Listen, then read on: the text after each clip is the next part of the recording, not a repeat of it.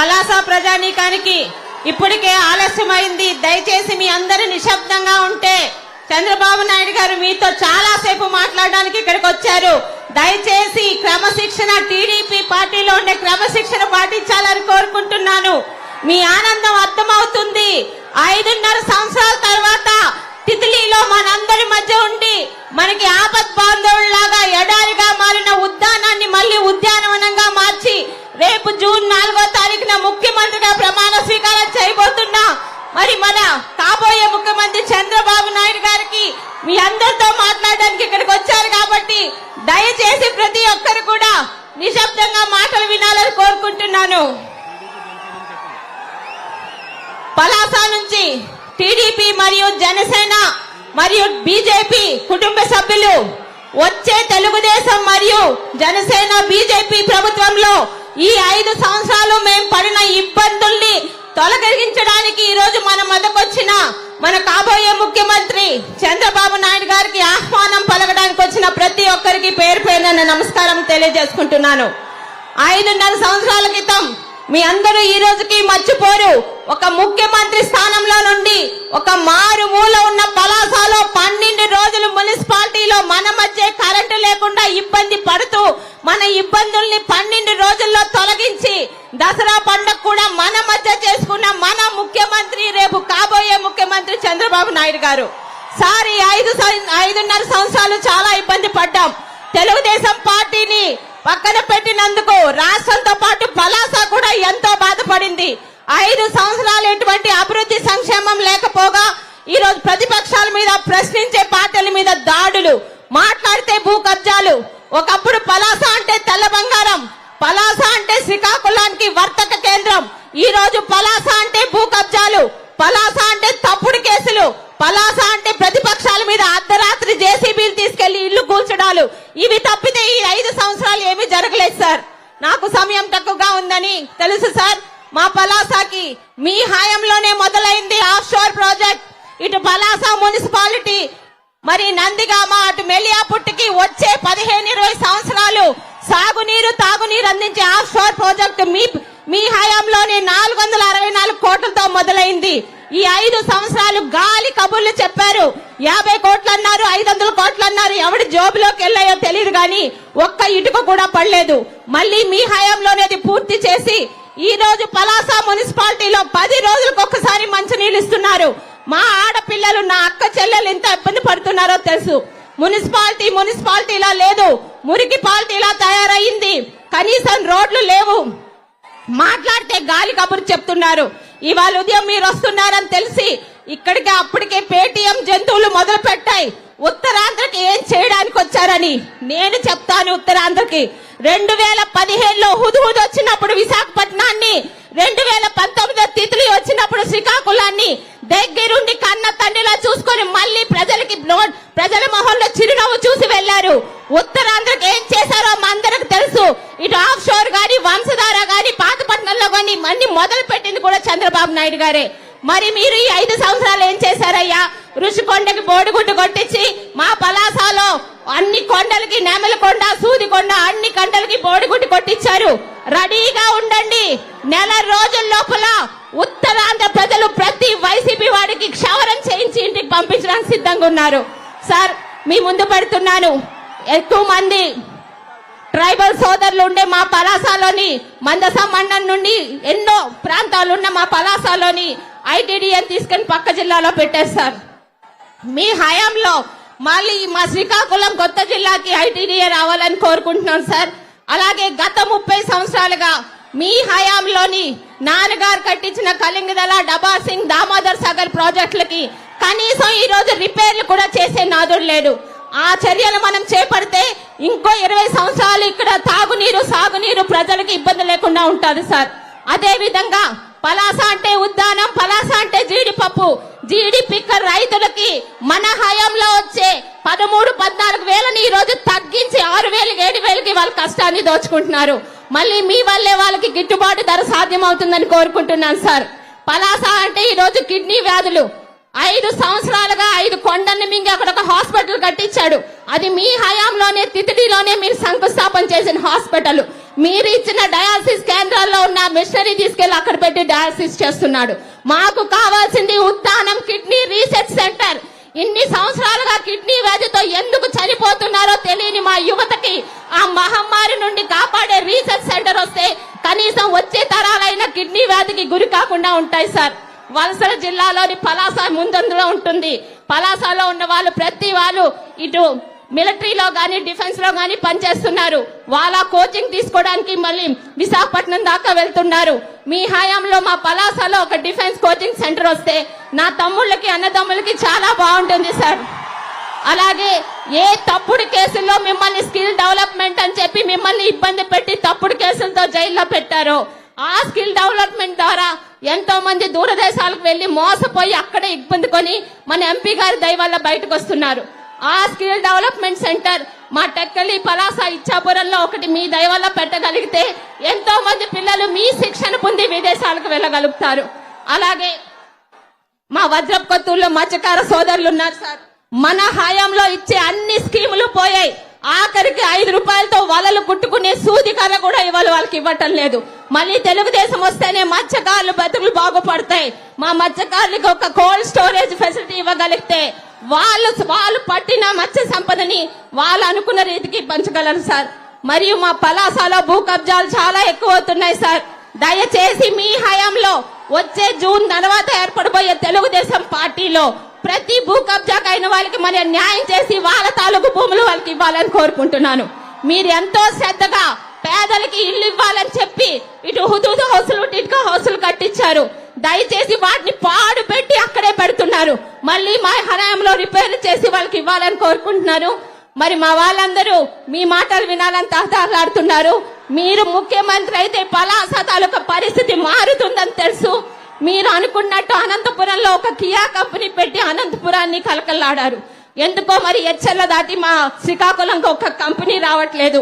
మీరు తలుచుకుంటే మీ విజన్ తో మా శ్రీకాకుళంలో ఒక్క కంపెనీ పెట్టి ఇక్కడ యువతకి ఉద్యోగాలు ఇవ్వాలని కోరుకుంటూ మరి ఈ కార్యక్రమాన్ని విజయవంతం చేయడానికి వచ్చిన తెలుగుదేశం, జనసేన, బీజేపీ కుటుంబ సభ్యులందరికీ పేరు పేరున నా ధన్యవాదములు.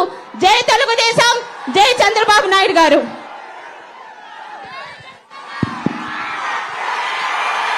పలాస నియోజకవర్గ తెలుగుదేశం పార్టీ కుటుంబ సభ్యులకి, జనసేన కుటుంబ సభ్యులకి, భారతీయ జనతా పార్టీ కుటుంబ సభ్యులకి ముందుగా అందరూ పొడవుగా ఉన్నటువంటి జెండాలు కొంచెం కిందకి దించాలి.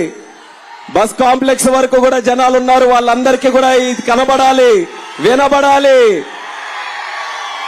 అందరూ కూడా జెండాలు కిందకి దించండి. మన అందరి అభిమాన నాయకుడు, నవ్యాంధ్రప్రదేశ్ నిర్మాత, మరొక 7 వారాల్లో ముఖ్యమంత్రిగా మనందరి ముందుకి రాబోతున్నటువంటి వ్యక్తి, పలాసకి తితిలిలో పునర్జన్మ ఇచ్చినటువంటి వ్యక్తి, మళ్ళీ మన అందరికీ కూడా ఆదుకోవడానికి మంచి విజన్ తో మన అందరికీ కూడా ధైర్యం ఇవ్వడానికి విచ్చేసిన మన అధినేత నారా చంద్రబాబు నాయుడు గారికి పలాస నియోజకవర్గం తరపున, శ్రీకాకుళం పార్లమెంటు తరపున సాదరంగా స్వాగతం పలుకుతూ ఈ యొక్క కార్యక్రమాన్ని ఎంత విజయవంతం చేయడానికి కదలి వచ్చినటువంటి మా తెలుగుదేశం పార్టీ, జనసేన, భారతీయ జనతా పార్టీ కార్యకర్తలకు, సోదరు సోదరీమణులకు, పలాస ప్రజానికానికి అందరికీ కూడా నా హృదయపూర్వకమైనటువంటి నమస్కారాలు తెలియజేస్తున్నాను. పలాస పౌరుషం చూస్తున్నాను, పలాస ఉగ్ర రూపం చూస్తున్నాను.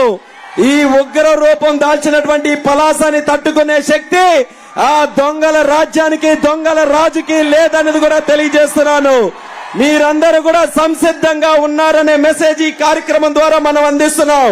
ఈ 4 వారాలు కూడా మనం ప్రతి సెకండ్ కూడా మన గెలుపు కోసం కృషి చేసి పలాస చరిత్రలోనే ఎన్నడూ ఎరగనటువంటి మెజారిటీతో తెలుగుదేశం, జనసేన, బీజేపీ తాలూకా ఎన్డీఏ కూటమిని మన అభ్యర్థిగా శిరీష్ అక్క గారిని అత్యధికమైనటువంటి మెజారిటీతో గెలిపించమని ఇక్కడ ఉన్నటువంటి ప్రజలందరికీ కూడా కోరుకుంటూ, ఎంపీగా కూడా నాకు కూడా గెలిపించమని కూడా మీ అందరికీ కూడా ఆశీర్వదించమంటున్నాను.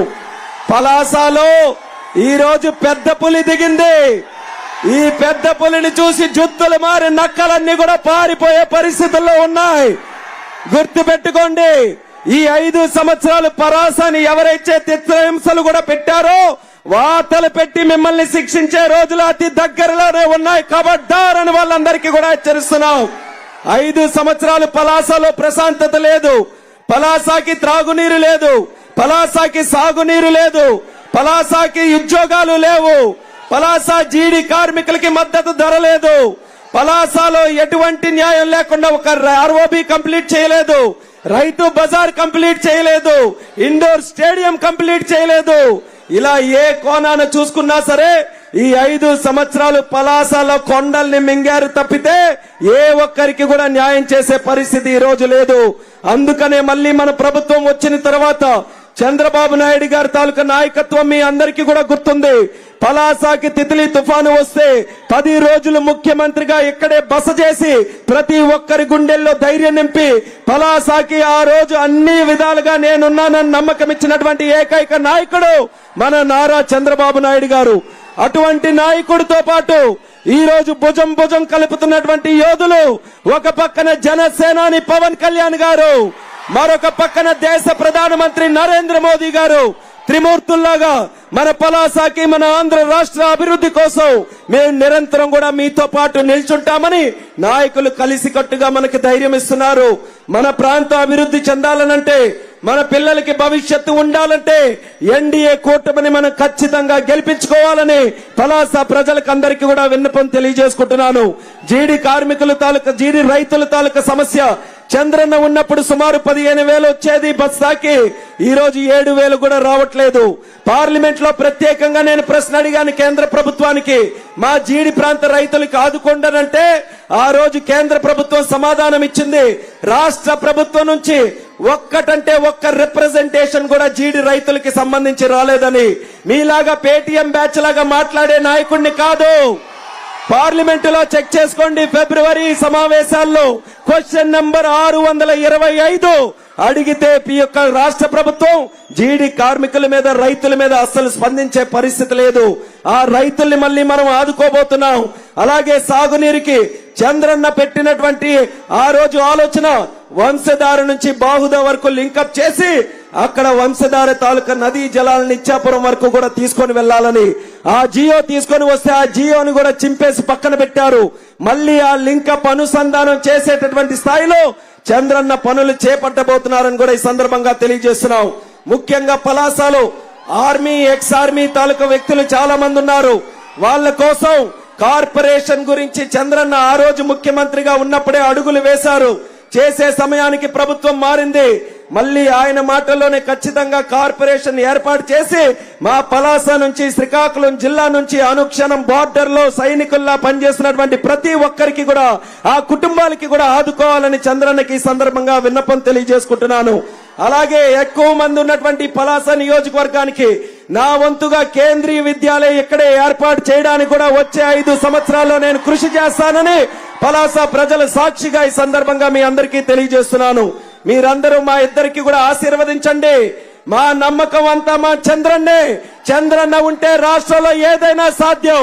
చంద్రన్న విజన్ తో ఈ రాష్ట్రం దేశంలోనే నెంబర్ 1 కాదు, ప్రపంచంలోనే తెలుగువాడి సత్తా ఏంటో నిరూపించడానికి చంద్రబాబు నాయుడు గారు, పవన్ కళ్యాణ్ గారు, మోదీ గారు మనతో పాటు నిరంతరం కూడా ఉంటారు. కాబట్టి పలాస ప్రజలు కూడా దానికి అనుగుణంగా సహకరించమని తెలియజేసుకుంటున్నాను. పలాసలో ఈ రోజు ముఖ్యంగా మీ అందరికీ ఉన్నటువంటి భయం, భూ కబ్జాలు విచ్చలవిడిగా పెరిగిపోయినాయి. ప్రతి ఒక్కరు కూడా వారం రోజులకి నెలకొక్కసారి ఉద్యోగస్తులు గాని, పేదవాళ్లు గాని మా భూమి ఎక్కడుందో తిరిగి చూసుకోవాల్సినటువంటి పరిస్థితి ఉంది. ఎందుకనంటే పెద్ద పెద్ద అనకొండాలు తిరుగుతున్నాయి ఇక్కడ, కొండల రాజులు తిరుగుతున్నారు ఇక్కడ. ఎప్పుడు ఏ కొండ మింగేస్తారు, ఎవరి భూమి మింగేస్తారు తెలియనటువంటి పరిస్థితుల్లో భయభ్రాంతులుగా పలాస ప్రజలందరూ కూడా ఉన్నారు. అటువంటి దుర్మార్గులకి చెక్ పెట్టి ఏదైతే భూ కబ్జాలు చేశారో అవి తిరిగి ఆ పేద ప్రజలకి ఆ భూములు చెల్లించే విధంగా మీరు ముఖ్యమంత్రి అయిన తర్వాత చర్యలు తీసుకోవాలని కూడా చంద్రబాబు నాయుడు గారికి ఈ సందర్భంగా తెలియజేసుకుంటూ, మరి ఎక్కువ ఆలస్యం చేయకుండా మరి చంద్రన్న తాలూకా మాటలు మీ అందరికీ కూడా చేసే విధంగా, అలాగే ఆఫ్ షోర్ తాలూకా కార్యక్రమం మన పలాస మున్సిపాలిటీకి త్రాగునీరుతో పాటు సాగునీరు అందించే ఆఫ్ షోర్ ప్రాజెక్ట్ కి ఆ రోజు 434 కోట్ల రూపాయలు శివాజీ గారు ఇక్కడ ఎమ్మెల్యేగా ఉంటే చంద్రన్న తాలూకా సహకారంతో శాంక్షన్ చేయించి పనులు చేయించాం. ఒక్క రూపాయి పని కూడా ఈ 5 సంవత్సరాల్లో జరగలేదు. ఒక్క రూపాయి ఒక ప్రాజెక్ట్ కి తీసుకొని రాకుండా ఈ రోజు ఇక్కడ ఉన్నటువంటి మంత్రి ప్రగల్భాలు పలుకుతున్నాడనంటే నువ్వు అసలు ఈ 5 సంవత్సరాల్లో ఈ పలాసకి ఏం చేశావో ముందు చెప్పు బ్రదర్ అని సందర్భంగా ప్రశ్నిస్తున్నాను. మీరు చేసింది చెప్పలేక మా మీద ఈ రోజు ఎగురుతారా? మా ట్రాక్ రికార్డ్ ఏంటో ప్రజలకందరికీ కూడా తెలుసు. ఆ ట్రాక్ రికార్డు రేపు బాక్స్ ఆఫీస్ లాగా బ్యాలెట్ ఆఫీస్ లోనే కనబడబోతుంది అనేది కూడా వైఎస్ఆర్ కాంగ్రెస్ పార్టీ నాయకులందరికీ కూడా తెలియజేసుకుంటూ, మన నాయకుడు చంద్రన్న గారిని ఇంకా ఆలస్యం లేకుండా మిమ్మల్ని అందరినీ కూడా ఉద్దేశించి మాట్లాడమని కోరుతూ మరొక్కసారి మీ అందరికీ కూడా ధన్యవాదాలు తెలియజేస్తూ సెలవు తీసుకుంటున్నాను. ఒక్క సెకండ్.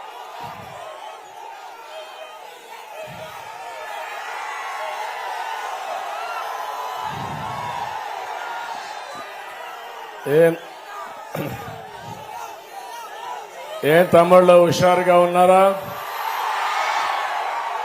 ఏమమ్మా ఆడబిడ్డలు హుషారుగా ఉన్నారా? మీరు దొంగలు పడ్డారు రాష్ట్రంలో. ఇప్పుడు రాష్ట్రాన్ని కాపాడుకోవాలి మనందరం. అందరూ కూడా సిద్ధంగా ఉండాల్సిందిగా మిమ్మల్ని అందరినీ కోరుతున్నా. ఈరోజు పలాస మిమ్మల్ని చూస్తా ఉంటే నాకు అనిపిస్తా ఉంది, నా జీవితంలో ఎన్నో సార్లు వచ్చాను కానీ ఇంత స్పందన నా జీవితంలో ఎప్పుడూ చూడలేదు. అంత స్పందన ఉంది.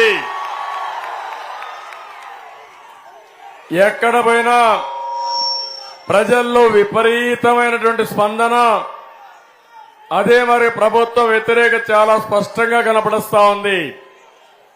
ఈ రోజు నాకు ప్రాణ సమానమైన తెలుగుదేశం పార్టీ కుటుంబ సభ్యులు ఒక పక్క ఎంత కసిగా ఉన్నారంటే 5 ఏళ్లు పెట్టిన కష్టానికి ఈ రోజు ఒక కక్ష తీర్చుకోవాలి, చిత్తుగా వైఎస్ఆర్ కాంగ్రెస్ పార్టీని ఓడించాలని నా తమ్ముళ్లు సిద్ధంగా ఉన్నారు. జన సైనికులు ఎక్కడ పోయినా వాళ్ళ ఉత్సాహం నేను చూస్తున్నా.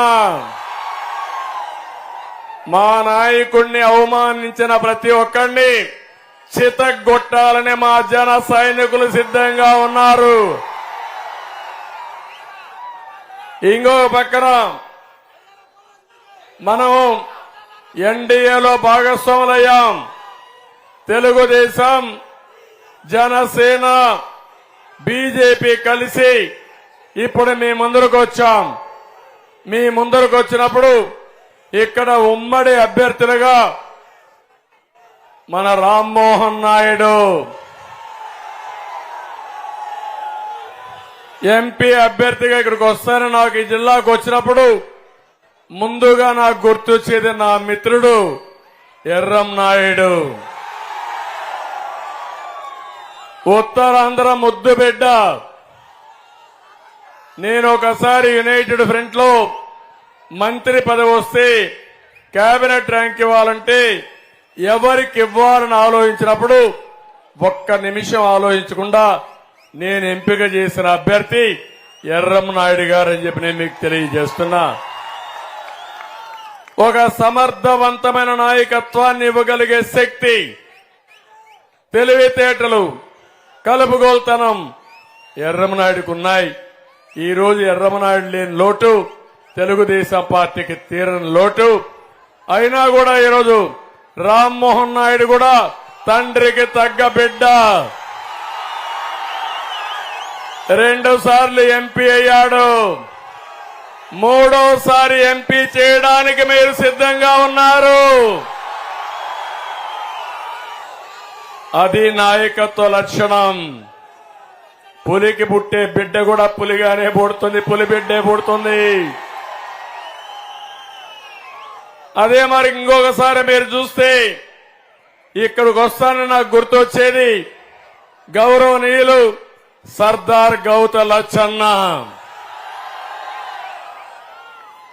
గౌత లచ్చన్న ఒక స్వాతంత్ర సమర యోధుడే కాకుండా ప్రజల కోసం, రైతుల కోసం ఆ రోజుల్లోనే శ్రీకాకుళం నుంచి చెన్నైకి రైతు మార్చి పెట్టిన మహా ఉద్యమ నాయకుడు గౌత లచ్చన్న గారని చెప్పి కూడా నేను మీకు తెలియజేస్తున్నా. అలాంటి మహానాయకుడితో నేను 1978లో అసెంబ్లీలో శాసనసభ్యుడిగా ఉన్నాను. ఆయన కూడా శాసనసభ్యుడిగా ఉన్నాడు. ఆయన పట్టుదల చూసేవాడిని. ఎప్పుడు కూడా ఒక్క నిమిషం కూడా ఉండకుండా ప్రజా సమస్యలపైన, వెనుకబడిన వర్గాల మీద నిరంతరం పోరాడిన వ్యక్తి గౌత లచ్చన్న. ఆ తర్వాత గౌతు శివాజీ కూడా ఆయన కుమారుడుగా రాజీ లేని పోరాటం చేసి ఈ నియోజకవర్గానికి ఎనలేని సేవలు అందించిన వ్యక్తి గౌత శివాజీ అని చెప్పి నేను మీకు తెలియజేస్తున్నా. అలాంటి కుటుంబంలో పెట్టినటువంటి శిరీష ఈరోజు మీ ఆడబిడ్డ, రాజకీయ ప్రాధాన్యత ఉండే కుటుంబం. ఎన్ని అవమానాలు పడింది తమ్ముళ్ళు అని మిమ్మల్ని అడుగుతున్నా. అంటే వాళ్ళని ఏమనాలి నాకైతే అర్థం కావడంలా. ఒక్కసారి ఎమ్మెల్యే అయిన వాడికే ఇన్ని తోకలు వస్తే 3 తరాలు రాజకీయాలు చేసే వాళ్ళకి ఎంత ఉండాలి తమ్ముళ్ళు పవరు? ఆ పవర్ ఉపయోగిస్తే వీళ్ళు ఏమవుతారు తమ్ముళ్ళు? వీళ్ళ తప్పు కాదు, పెద్ద సైకో చిన్న సైకోల్ని తయారు చేశాడు తమ్ముళ్ళు. అది బాధ. మా ఆడబిడ్డలు గుర్తుపెట్టుకోవాలి ఆ విషయం. ఇక్కడికి వచ్చినప్పుడు నాకు ఒక ఇది వస్తుంది.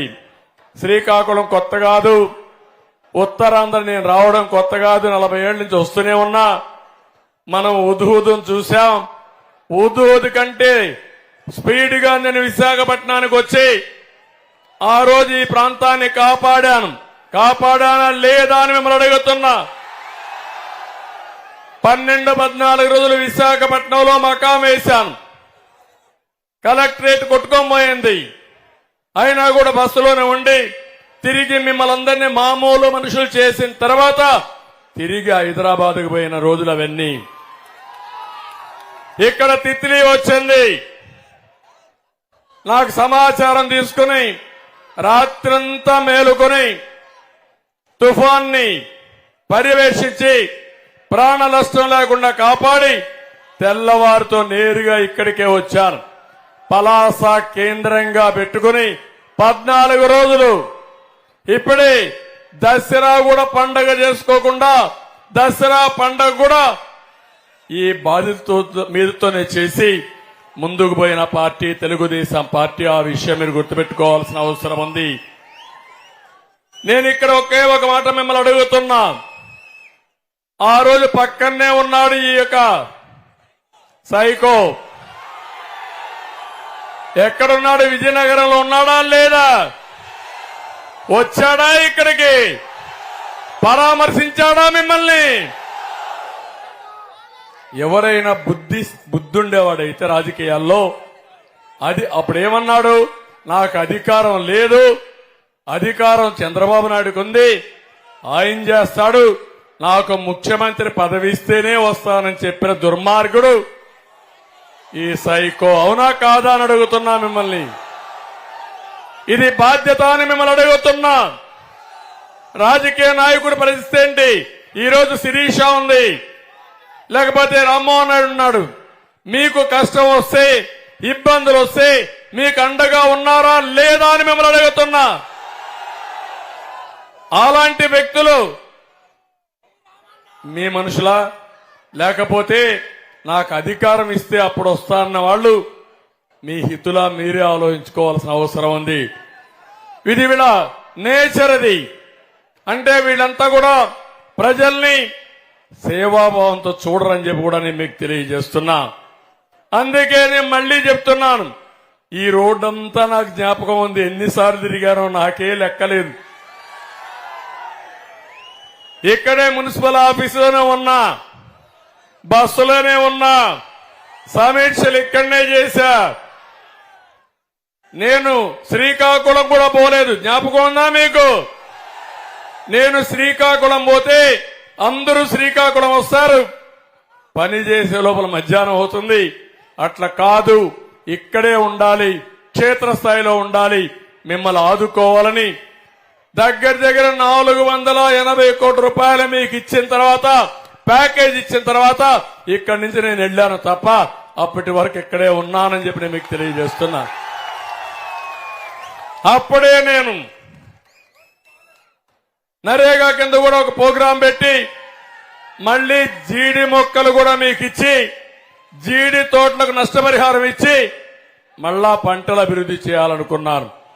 ఆ రోజు అంత మునిపే మీరు చూస్తే ఉత్తరాంధ్రలో మొట్టమొదటిసారిగా డ్రింకింగ్ వాటర్ తీసుకొచ్చింది కూడా ఎర్రమనాయుడు కేంద్ర మంత్రిగా ఉన్నప్పుడే తీసుకొచ్చాడు. అక్కడి నుంచి మీరు ఒకసారి చూస్తే కిడ్నీ కోసం పవన్ కళ్యాణ్ గారు నా దగ్గరకు వచ్చి ఈ ప్రాంతంలో కిడ్నీ సమస్య ఉంది, మీకు కూడా తెలుసు, మనం ఏదో చేయాలంటే అప్పటికే నేను ఆలోచించి మొట్టమొదటిసారిగా కిడ్నీ బాధితులకి పెన్షన్ ఇచ్చిన పార్టీ తెలుగుదేశం పార్టీ, అవునా కాదా అని మిమ్మల్ని అడుగుతున్నా. డయాలసిస్ సెంటర్లు పెట్టిన పార్టీ తెలుగుదేశం పార్టీ. ఇక్కడే హాస్పిటల్ కట్టాలంటే ఆ రోజే నేను డబ్బులు కూడా శాంక్షన్ చేసి పోతే దానికి 5 ఏళ్లు అయ్యింది. ఇప్పటికి కూడా ఆ రోజు నేను పెట్టిన డయాలసిస్ సెంటర్లు పెట్టి నాటకాలు ఆడుతున్నారు తప్ప ఎక్కడన్నా రీసెర్చ్ స్టేషన్ పెట్టారా అని మిమ్మల్ని అడుగుతున్నా. నా ఆలోచన రీసెర్చ్ స్టేషన్ పెట్టాలని, పరిశోధన జరగాలని, దీన్ని భవిష్యత్తులో ఎట్టి పరిస్థితుల్లో నివారించడానికి ఏ మార్గాలు ఉన్నాయో అవన్నీ చేయాలనుకున్నా. అవన్నీ చేయకుండా దుర్మార్గులు నాటకాలు ఆడుతున్నారు. నేను వస్తాను, ఇక్కడుండే ఒక అతనున్నాడు, ఎగిరెగిరి పడుతున్నాడు. ఏమనుకుంటున్నాడు నాకు అర్థం కాదు. 2 రోజుల తర్వాత ఇప్పుడు నీళ్లలో ఉండే చేప ఎట్ట ఎగురుతుందో రేపు నీళ్లు అయిపోయిన తర్వాత రోడ్డు మీద పడేస్తే ఆ చేప ఏ విధంగా గిజగిజలాడుతుందో మీరే చూడబోతున్నారు. తమిళ ఉత్తరాంధ్ర నేను ఒకటే అడుగుతున్నా, యువత మేలుకో. ఎక్కడ చూసినా మా యువ కిషోరాలే కనపడొస్తున్నాయి. నేను ఎక్కడ పోయినా కూడా ఎక్కువ కనపడేది యువతే కనపడొస్తున్నారు. 18 నుంచి 35 సంవత్సరాలు యువత అంతా రోడ్డు మీదకి వస్తున్నారు. నేను ఒకటే, ఈ ప్రాంతంలో ప్రభుత్వ ఉద్యోగాల్లో బాగా రాణించేది ఉత్తరాంధ్ర యువత. కష్టపడి చదువుకుంటారు, సర్కారు కొలువుకు కూడా ఎప్పుడు కష్టపడతారు. ప్రభుత్వ నోటిఫికేషన్ కోసం నిరంతరం వెయిట్ చేస్తూ కడాన డిఫెన్స్ లో కూడా రాణించే వాళ్ళు ఇప్పుడు రాష్ట్రంలోనే ఎక్కువ మంది డిఫెన్స్ లో పనిచేసేది శ్రీకాకుళం జిల్లా వాళ్లే. నేను అనేక సార్లు ఆలోచించాను. అంటే ఉద్యోగమే కాదు, మీలో ఒక పట్టుదల, నేను చనిపోయినా పర్వాలేదు, దేశ సేవలో చనిపోవాలని, దేశ రక్షణలో చనిపోవాలని వీరోచితంగా పోరాడే యువత శ్రీకాకుళం జిల్లా యువత అని చెప్పి నేను మీకు తెలియజేస్తున్నా. ఇంకో పక్క టీచర్ పోస్టుల కోసం ఎంతో కష్టపడతారు, డిఎస్సి కోసం వెయిట్ చేస్తున్నారు. ఏం తమ్ముళ్ళు డిఎస్సి వచ్చిందా అని మిమ్మల్ని అడుగుతున్నా. పెట్టాడా దుర్మార్గుడు అని అడుగుతున్నా. ఒక్క డిఎస్సి పెట్టాడా అని అడుగుతున్నా. నేను 8 డిఎస్సీలు పెట్టాను, మా నాయకుడు 3 డిఎస్సీలు పెట్టాం. ఈ రోజు ఉద్యోగాలు చేసే టీచర్లు 70% మేము నియమించిన వాళ్ళే ఉన్నారంటే అది తెలుగుదేశం పార్టీ చూపించిన స్ఫూర్తి.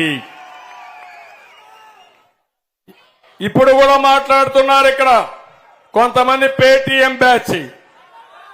మీ బ్రాండ్ ఏంటంటున్నారు, మిమ్మల్ని చూస్తే ఏం గుర్తొస్తుందన్నారు. నేను ఒకటే సమాధానం చెప్తున్నా, పేటీఎం బ్యాచ్ 11 డిఎస్సీలు పెట్టాం. ఒక్క డిఎస్సీ పెట్టలేని అసమర్థుడు మీరు. సమాధానం చెప్పండి. మళ్ళీ ఈరోజు హామీ ఇస్తున్నా, వచ్చిన మొదటి సంతకం, ఫస్ట్ సిగ్నేచర్ డిఎస్సీ పైనే పెడతాను. మా యువతకు ఉద్యోగాలు ఇప్పిస్తాను.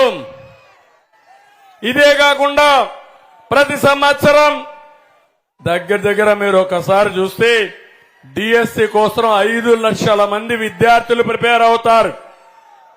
అలాంటిది మొత్తం దెబ్బతినే పరిస్థితి వచ్చింది. ఇంకో పక్కన ప్రతి ఏటా జాబ్ క్యాలెండర్ అన్నాడు, ఇచ్చాడా అని అడుగుతున్నా. గ్రూప్ 1 పెట్టాడా అని మిమ్మల్ని అడుగుతున్నా. గ్రూప్ 2 ఉద్యోగాలు వచ్చాయని మిమ్మల్ని అడుగుతున్నా. మళ్ళీ నేను వస్తానే ప్రతి సంవత్సరం గవర్నమెంట్ లో ఉండే ఉద్యోగాలకు కూడా జాబ్ క్యాలెండర్ ఇస్తానని మీ అందరికీ హామీ ఇస్తున్నా. ఇదే కాదు, ఈరోజు పోలీస్ కానిస్టేబుల్ 5 లక్షల మంది సిద్ధంగా ఉన్నారు రాయడానికి. 25,000 మంది పోలీసులు నియమిస్తా ఉన్నారు. చేశారా తమ్ముళ్ళు? ఇక్కడుండే పోలీసులు కూడా చెప్తున్నా, మీకు టీఏ ఇచ్చారా పోలీసులు అని అడుగుతున్నా, డిఏ ఇచ్చారని అడుగుతున్నా, మీ ప్రావిడెంట్ ఫండ్ అన్నా మీకు ఇచ్చారని అడుగుతున్నా, మీ సరెండర్ లీవ్ అన్నా మీకు వచ్చిందని అడుగుతున్నా. వీళ్ళకే కాదు, రాష్ట్రంలో ఉండే 8 లక్షల మంది ప్రభుత్వ ఉద్యోగాలకి పిఆర్సీ కూడా ఎగరాం పెట్టిన దుర్మార్గుడి ముఖ్యమంత్రి. డిఏలు ఇవ్వని వ్యక్తి ముఖ్యమంత్రి. నెలవారీగా శాలరీస్ ఇవ్వని ముఖ్యమంత్రి. నేను ఒకటే హామీ ఇస్తున్నా, మళ్ళా ఉద్యోగస్తులకి గౌరవం ఇచ్చే బాధ్యత నాది, పిఆర్సీ ఇచ్చే బాధ్యత నాది. మీరు ఆత్మ గౌరవంతో ఉద్యోగాలు చేసే విధంగా మీకు పూర్తిగా గౌరవించే బాధ్యత తీసుకుంటాను. నేను వస్తానే పోలీసు ఉద్యోగులు పూర్తిగా నియమిస్తా. దీనికి కూడా రిక్రూట్మెంట్ కోసం ప్రారంభిస్తాం.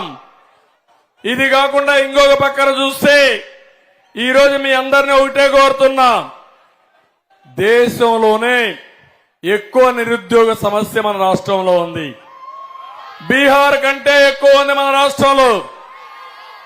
24% మంది చదువుకున్న వాళ్ళలో ఉద్యోగాలు లేకుండా తిరిగే పరిస్థితి వచ్చారు. అవునా కదా తమ్ముళ్ళు అని అడుగుతున్నా.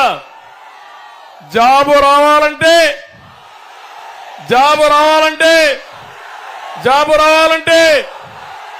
అది నా బ్రాండ్ పేటీఎం బ్యాచ్.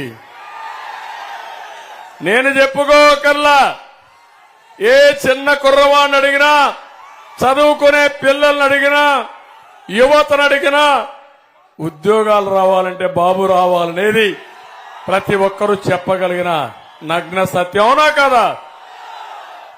నేను వస్తే పెట్టుబడులు వస్తాయి. అవునా కదా? జగన్మోహన్ రెడ్డి ఉంటే గంజాయి వస్తుంది, జే బ్రాండ్ వస్తుంది, డ్రగ్స్ వస్తాయి. అవునా కాదా అని మిమ్మల్ని అడుగుతున్నా. మీకు ఉద్యోగం కావాలా, గంజాయి కావాలా? ఉద్యోగం కావాలా, గంజాయి కావాలా? తమ్ముళ్ళు, మనం వస్తానే యువ గడంలో కేంద్రం ఇచ్చే యువ శక్తి కూడా కలుపుకొని 20 లక్షల మందికి 5 సంవత్సరాల్లో ఉద్యోగాలు ఇచ్చే బాధ్యత మేము తీసుకుంటాం. ప్రభుత్వ ఉద్యోగాలు ఇస్తాం, పెట్టుబడులు తీసుకొస్తాం. ఇప్పుడే శిరీష్ చెప్తా ఉంది, సార్ ఈ ప్రక్క ఎక్కడ ఇండస్ట్రీ రావడం లేదని. నేను అడుగుతున్నా, నేను ఒక ప్రణాళిక తయారు చేసుకున్నాను. విశాఖపట్నంలో, భోగాపురంలో ఇంటర్నేషనల్ ఎయిర్పోర్ట్ రావాలని. ఈరోజు నేషనల్ హైవే ఉంది, పక్కన పేదలుగా సముద్రం పక్కన బీచ్ రోడ్, విశాఖపట్నం నుంచి బావనిపాడు వరకు బీచ్ రోడ్ తీసుకుపోవాలని నా సంకల్పం. ఈ రెంటి మధ్య పరిశ్రమలు ప్రోత్సహిస్తే, టూరిజాన్ని ప్రోత్సహిస్తే, తమ్ముళ్ళు మీరు వేరే ప్రాంతాలకు పోవాలనా? మీ ప్రాంతానికి వేరే ప్రాంతం నుంచి వస్తారు. అవునా కాదా అని మిమ్మల్ని అడుగుతున్నా. అదే నా పట్టుదల. చేసి నా నిజాయితీ, నా శక్తి నిరూపిస్తారని మరొకసారి మీ అందరికీ విన్నవిస్తున్నా. ఇదే కాదు, నీళ్లు కూడా కావాలి. నీళ్లుంటే కిడ్నీ సమస్య కూడా చాలా వరకు పరిష్కారం అవుతుంది. అందుకే ఉత్తరాంధ్ర సుజల స్రవంతి గోదావరి నీళ్లు వంశధారకు తీసుకురావాలని, వంశధార నీళ్లు బారో వరకు తీసుకుపోవాలని నా ఆలోచన. అదే మరి ఆఫ్ షోర్ కూడా ఎప్పటి నుంచో శివాజీ పోరాడుతున్నారు, తప్పకుండా సాధిస్తామని మరొక్కసారి మీ అందరికీ హామీ ఇస్తున్నా. అందుకే మా తమ్ముళ్ళందరినీ కోరుతున్నా, రేపు రాబోయే రోజుల్లో ఇంకో పక్క ఒకటి హామీ ఇస్తున్న, వర్క్ ఫ్రం హోమ్ కూడా తీసుకొస్తాం. పలాసలో జీడిపప్పు గార్డెన్ లో కూర్చొని, కొబ్బరి చెట్ల మధ్య కూర్చొని, మీరు ప్రపంచంలో ఎక్కడికి పనిచేయాలన్నా పనిచేసే విధానానికి శ్రీకారం చుడతాం. మీ ఇంట్లోనే కూర్చొని పనిచేయచ్చు. కాదు బోరు కొట్టిందంటే వర్క్ స్టేషన్లు కడతాం పలాస మండలాల్లో. ఇక్కడి నుంచి అన్ని కంపెనీల్లో పనిచేయడానికి మీకు స్కిల్ డెవలప్మెంట్ చేపించే బాధ్యత నేను తీసుకుంటాను. మొన్నే పవన్ కళ్యాణ్ గారు మేము ఆలోచించాం. రాష్ట్రంలో జనాభా లెక్కలు తీస్తాం. బీసీ జనాభా కూడా తీయాలనుకున్నాం. అదే సమయంలో మీలో ఉండే స్కిల్స్ కూడా ఒకసారి అనలైజ్ చేసి మీరు ఒకే విషయం గుర్తుపెట్టుకోండి. మీ జీవితంలో ఏ విధంగా రాణించాలనుకుంటారో అలాంటి స్కిల్స్ మీకు ఇప్పించి నాయకత్వాన్ని ఇచ్చి మిమ్మల్ని తయారు చేసే బాధ్యత నాదని మా యువతకు విజ్ఞప్తి చేస్తున్నా. ఏదైనా అసాధ్యం కాదు. నేను కూడా ఒక సాధారణ కుటుంబంలోనే పుట్టాను తమ్ముళ్ళు. నేను ప్రాక్టీస్ చేశాను. ఈరోజు ముఖ్యమంత్రి అయ్యాను. ఐఏఎస్ ఆఫీసర్లకు అడ్మినిస్ట్రేషన్ నేర్పిస్తున్నాను. మీలో కూడా శక్తి ఉంది. మీకు కొంచెం హ్యాండ్ హోల్డింగ్ ఇస్తే నేర్పిస్తే ఏదైనా చేయగలుగుతారని చెప్పి నేను మీకు తెలియజేస్తున్నా. నేను ఒకటే మిమ్మల్ని అందరినీ కోరుతున్నా. ఈరోజు ఇక్కడ అచ్చెన్నాయుడు గారు ఉన్నారు. రాష్ట్ర తెలుగుదేశం పార్టీ అధ్యక్షుడిగా ఉన్నారు.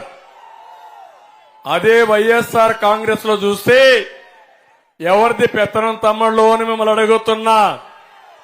తెలుగుదేశంలో ఉత్తరాంధ్ర నాయకత్వం రాష్ట్రానికి నాయకత్వం ఇస్తే వైఎస్ఆర్ కాంగ్రెస్ పార్టీలో విజయసాయి రెడ్డి లేకపోతే సుబ్బారెడ్డి లేకపోతే పెద్దిరెడ్డి సజ్జల రెడ్డి వీళ్ళ పెత్తనం ఈ ఉత్తరాంధ్ర పైన మీకు కావాలా అని మిమ్మల్ని అడుగుతున్నా. వీళ్ళు ఒక నాయకులా అని మిమ్మల్ని అడుగుతున్నా. ఉత్తరాంధ్రకి ఆత్మాభిమానం ఉందా లేదా తమ్ముళ్ళు అని మిమ్మల్ని అడుగుతున్నా. మీ మీద అభిమానం దగ్గరకు వచ్చారని అడుగుతున్నా. కాదు, విశాఖపట్నంలో ఉండే భూములపైన ప్రేమ దొంగలకి ఆనకొండలుగా వచ్చి ఉత్తరాంధ్రలో భూములు కబ్జా చేశారు. ఎక్కడికక్కడ దోచేసే పరిస్థితికి వచ్చారని చెప్పి కూడా నేను మీకు తెలియజేస్తున్నా. నేను ఒకటే ఒక విషయం చెప్తున్నాను. ఈ రోజు మీరు చూశారు అచ్చెన్నాయుడు గారు లాంటి నాయకుడిని ఉన్న పళంగా అరెస్ట్ చేశారా లేదా తమ్ముళ్ళు అని మిమ్మల్ని అడుగుతున్నా. శిరీషాని ఇబ్బంది పెట్టారా లేదా అని మిమ్మల్ని అడుగుతున్నా. ఇక్కడుండే కార్యకర్తలను ఇబ్బంది పెట్టారా లేదని మిమ్మల్ని అడుగుతున్నా. నేను అనుకుంటే ఒక్కడు తిరుగుతాడా వీడు రోడ్డు మీద? నాకు చేత కాదా? 14 సంవత్సరాల ముఖ్యమంత్రిని, 22 సంవత్సరాలు తెలుగుదేశం పార్టీ అధికారంలో ఉన్నాం. నేను ముఖ్యమంత్రిగా ఉన్నప్పుడే జగన్మోహన్ రెడ్డి పాదయాత్ర చేశాడు. వీళ్ళ నాన్న కూడా పాదయాత్ర చేశాడు. నేను ఆ రోజు అనుకుంటే అడుగు ముందు పెట్టేవాళ్ళ అని మిమ్మల్ని అడుగుతున్నా. ఇబ్బంది పెట్టాడా లేదా అని మిమ్మల్ని అడుగుతున్నా. కడాన ఎంత ఇబ్బంది అంటే నన్ను ఇబ్బంది పెట్టి నేను ప్రతిరోజు అందరినీ కాపాడుకోవడానికి నిద్ర లేని రాత్రులు గడిపాను. 5 సంవత్సరాలు. సాయంత్రం అయితే ఎవరిని అరెస్ట్ చేస్తారో తెలియదు. వాడిని బయట తీసుకురావాలంటే 60-70 రోజులు కోర్టు ద్వారా ఖర్చులు పెట్టి నానా అవస్థలు పెట్టి బయట తీసుకొస్తే మళ్ళా ఇంకొక రోజు ఇంకొకరిని అరెస్ట్ చేస్తారు. కడాన మీరు చూశారు. శుక్రవారం వస్తే ప్రొక్లైన్ పంపిస్తారు. ఎక్కడికక్కడ బిల్డింగులు కొట్టేస్తారు. అంటే వీళ్ళకి ఆస్తులు కూలగొట్టడం అలవాటు అయిపోయింది. మామూలుగా ఒక మనిషిని కొడితే మళ్లీ రికవర్ అవుతారని, ఆర్థికంగా ఇబ్బంది పెట్టాలని ఎక్కడికక్కడ మనుషుల్ని వాళ్ళ ఆస్తుల్ని విధ్వంసం చేసే పరిస్థితికి వచ్చారు. ఇవన్నీ చూసిన తర్వాత ఇటీవల మీరు చూశారు నన్ను కూడా అరెస్ట్ చేశారు. నన్ను అరెస్ట్ చేస్తే మా మిస్సెస్ అయితే, నా భార్య అయితే 40 ఏళ్లు ఎప్పుడూ బయట రాలా. ఎన్టీ రామారావు గారు ముఖ్యమంత్రిగా ఉన్నప్పుడు కూడా బయట రాలేదు. నేను ముఖ్యమంత్రిగా 14 ఏళ్లున్నా ఎప్పుడూ బయట రాలేదు. అలాంటి వ్యక్తి 53 రోజులు వారు అవస్థ పడిన విషయం చూస్తే నేను కష్టపడాలనా, నేను ఈ రాష్ట్రం కోసం తాపత్రయపడాలనా అని నేను కూడా ఆలోచించే పరిస్థితి. కానీ ఒకటే ఆలోచించాను, నేను కూడా పోరాడకపోతే ఈ రాష్ట్రంలో అందరం గాని ఇదే మార్గం అయితే రాష్ట్రాన్ని కాపాడుకోలేకపోతాం. 40 ఏళ్లు నన్ను గౌరవించారు, ఆదరించారు. ఏ తెలుగు బిడ్డకు ఇవ్వనంత ఆదరణ మీరు చూపించారు కాబట్టి మళ్లీ మీ రుణం తీర్చుకోవాలి, ఈ రాష్ట్రాన్ని కాపాడాలని ఏకైక ధ్యేయంతో ఈ రోజు నేను పనిచేస్తున్నాను. ఏం తమ్ముడు, నాకు ముఖ్యమంత్రి పదవి కావాలనా? నేను అడుగుతున్నా, నాకు ముఖ్యమంత్రి పదవి కావాలనా? 14 ఏళ్లు ముఖ్యమంత్రి, మళ్ళా వస్తే ముఖ్యమంత్రే కదా. నాకు పదవి అనేది బాధ్యత. జగన్మోహన్ రెడ్డికి పదవి అనేది వ్యాపారం. ఆ విషయం మీరు గుర్తుపెట్టుకోవాలి. కడాన మా మిస్సెస్ కూడా నేను జైల్లో ఉన్నప్పుడు కొంతమంది కార్యకర్తలు అధైర్యపడిపోయి, ప్రజలు కూడా అధైర్యపడిపోయి ప్రాణాలు వదిలిపెట్టేశారు, దిగులు పడిపోయి చనిపోయారు. అలాంటి వారికి అండగా ఉండాలని, ఒక కుటుంబ సభ్యుడికి అన్యాయం జరిగితే ఏ విధంగా స్పందిస్తామో ఆ విధంగా మా మిస్సెస్ వీళ్ళందరూ స్పందించి నిజం గెలవాలనే కార్యక్రమానికి శ్రీకారం చుట్టారు. 6 నెలలు తిరిగారు, 203 కుటుంబాలను పరామర్శించారు, 95 నియోజకవర్గాలు తిరిగారు, 25 పార్లమెంట్ తిరిగారు, 9700 కిలోమీటర్ల దూరం తిరిగి రాష్ట్రంలో నష్టపోయిన కుటుంబాలకు ఒక ధైర్యం చెప్పారు. అవన్నీ చూస్తే మాకు ఇంత శ్రమ అవసరమా అనిపిస్తుంది. కాదు, నేను చేసినా మా మిస్సెస్ చేసినా ఈ రాష్ట్రం కోసం చేశాను తప్ప ఏది కోరి ఉద్యోగం కావాలని ఇంకోటి కాదు. కానీ ఇలాంటి సందర్భంలో మాకు మీరు అండగా ఉండి రాష్ట్రాన్ని కాపాడకపోతే ఏమవుతుందో ఆలోచించమని మిమ్మల్ని అందరినీ కోరుతున్నా. తమిళలో ఈ రోజు ఒకటే నేను మిమ్మల్ని కోరేది, మేము త్యాగం చేశాం, నాయకులు త్యాగం చేశాం. పవన్ కళ్యాణ్ గారిని అయితే అడుగడుగునా అవమానించారు. మామూలు అవమానం కాదు, శారీరకంగా బాధ పెట్టారు, మానసికంగా వేధించారు. అన్ని విధాలా వేధించినా ఒకే మాట చెప్పాడు, ఎన్ని వేధింపులైనా భరిస్తా, ఈ రాష్ట్రంలో వైఎస్ఆర్ కాంగ్రెస్ పార్టీని ఓడించే వరకు నా పట్టుదల వీడనని చెప్పిన వ్యక్తి పవన్ కళ్యాణ్ గారు. ఈ రోజు బీజేపీ కూడా ఆ పట్టుదలతోనే ఉన్నాం. మేము కలిసింది మా కోసం కాదు, ప్రజలు గెలవాలి, రాష్ట్రం నిలవాలి, మీరు బాగుపడాలి అని ఏకైక ద్వయంతో కలిశాం. మేము 3 జెండాలు, కానీ అజెండా ఒకటే, అభివృద్ధి, సంక్షేమం, ప్రజాస్వామ్య పరిరక్షణే మా ధ్యేయం. దీనికి పూర్తిగా సహకరించమని మిమ్మల్ని కోరుతున్నా. ఇక్కడే జీడి రైతులు తెల్ల బంగారం, ఎక్కడ చూసినా నేను ఎప్పుడొచ్చినా నాకు ముందుగా వేసేది జీడిపప్పుతో దండ. ఇప్పుడు కాదు, ఆనవాయితీ ఇక్కడికి వచ్చినప్పుడంతా జీడిపప్పుతోనే ఆహారం వేస్తారు. అలాంటిది 80 కేజీల బస్తా 16,000 అమ్మాల్సింది 7,000కు పడిపోయింది. అవునా కాదా తమ్ముళ్ళు అని మిమ్మల్ని అడుగుతున్నా. గిట్టుబాటు ధర లేదు. అందుకే నేను ఒకటి చెప్తున్నాను, తప్పకుండా జీడి కోసం ఒక బోర్డు ఏర్పాటు చేయాలి. ఏర్పాటు చేస్తాం, గిట్టుబాటు ధర ఇప్పిస్తాం, మీకు నష్టపరిహారం ఇచ్చి కనీస మద్దతు ధర ఇప్పించి మిమ్మల్ని ఆదుకోవడానికి ముందుకు పోతామని కూడా మీ అందరికీ తెలియజేస్తున్నా. ఇది కాకుండా ఈరోజు నేను ఒక్క విషయం మిమ్మల్ని అందరినీ కోరుతున్నాను తమ్ముళ్ళు. మా ఆడబిడ్డలున్నారు, ఏమమ్మా ఒక్క విషయం చెప్తున్నా మీ అందరికీ, భవిష్యత్తులో ఇల్లు లేని వారందరికీ ఇండ్లు కట్టించే బాధ్యత నాది. ఇప్పుడిచ్చే ఇంటి జాగానే కాదు, ఇప్పుడు జగన్మోహన్ రెడ్డి ఇచ్చిన ఇండ్లు కూడా క్యాన్సిల్ చేయను. ఆ ఇండ్లు అక్కడనే కట్టిస్తాను మీరు కోరుకుంటే. లేని వారికి 2 సెంట్లు ఇచ్చి మీకు మంచి ఇల్లు కట్టించే బాధ్యత మేము తీసుకుంటాం. రెండోది, ఇంత మునుపు ఇండ్లు కట్టుకొని చాలా వరకు నష్టపోయారు. వారందరికీ ఒక హామీ ఇస్తున్నా. వారందరికీ ఏవైతే డబ్బులు లేకుండా ఇండ్లు కట్టి మీరు ఆ రోజు వస్తుందనుకున్నారు, కానీ ఈ ప్రభుత్వం ఇవ్వకుండా మోసం చేసింది. అలాంటి వాళ్ళకు కూడా ఆర్థిక సహాయం చేసే బాధ్యత నాది. అప్పటికే రికార్డు కూడా ఎస్టాబ్లిష్ చేశాం. టిడ్కో ఇళ్లు నేనే కట్టాను. ఈ దుర్మార్గుడు రంగులేశాడు తప్ప ఆ ఇండ్లు పూర్తి చేయలేదు. నేను వచ్చిన వెంటనే టిడ్కో ఇండ్లు పూర్తి చేసి మీకు ఇచ్చే బాధ్యత మాది. ఇంకొక విషయం మీ అందరికి చెప్తున్నా. ముఖ్యమంత్రి ఇంటి జాగాలు ఇచ్చాడు. ఎక్కడిచ్చారు? ఊరి పక్కన ఇచ్చాడా? ఎక్కడిచ్చాడు? ఇండ్ల జాగా ఎక్కడో దూరంగా ఇచ్చాడా లేదా? ఊరి బయట వాగుల్లో, వంకల్లో, శ్మశానంలో, అవునా కాదా? అక్కడ భూమి ఇచ్చాడు. ఇప్పుడు అంటాడు ఆ భూమి ఒక్కొక్కటి 15 లక్షలు చేస్తా ఉందంట. చేస్తా ఉందమ్మా 15 లక్షల రూపాయలని.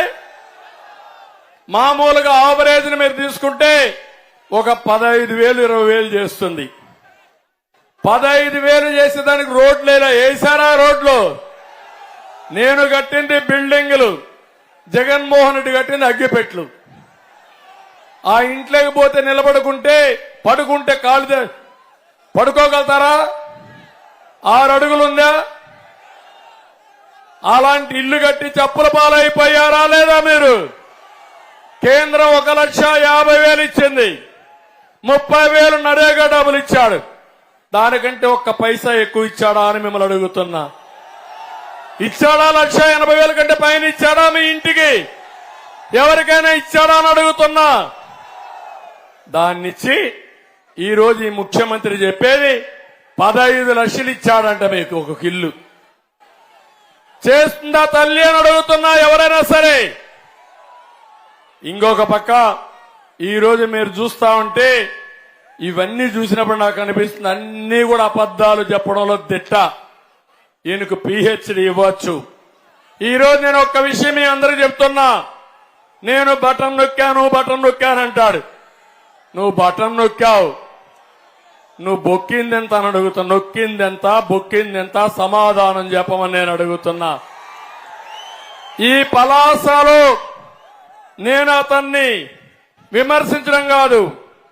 మీ ఇంట్లో మీరున్నారు, ఆడబిడ్డలున్నారు, అదే మరి మా తమ్ముళ్ళు ఉన్నారు. కుటుంబం అంతా ఒక్కసారి ఆలోచించండి. నేను ఇచ్చానంటున్నాడు.